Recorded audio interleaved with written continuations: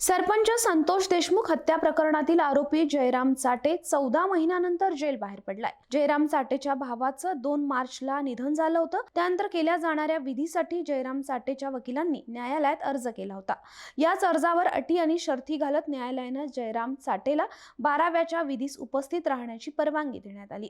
दुपारी 4 पर्यंत हा वेळ दिला गेला। बीड जिल्हा कारागृहातून जयराम चाटे पोलीस बंदोबस्तात बाहेर पडला असून त्याच्या मूळ तांबवा या गावी चाटेच्या भावाचा 12व्याचा विधी होतोय। या दरम्यान कायदा आणि सुव्यवस्थेचा प्रश्न निर्माण होणार नाही याची दक्षता प्रशासनाला घ्यायची आहे। विधीसाठी जयराम चाटेच्या वकिलांनी न्यायालयात अर्ज केला होता। या अर्जावर 6 मार्चला जिल्हा आणि विशेष न्यायालयात सुनावणी झाली। सुनावणी दरम्यान सरकारी वकील बाळासाहेब कोल्हेंनी या अर्जाला विरोध दर्शवला होता।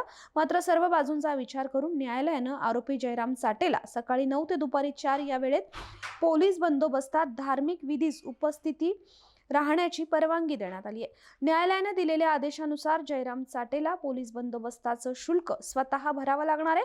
तसंच न्यायालयाने घालून दिलेल्या सर्व अटी व नियमांचं काटेकोरपणे पालन करणं त्याच्यासाठी बंधनकारक असणार आहे।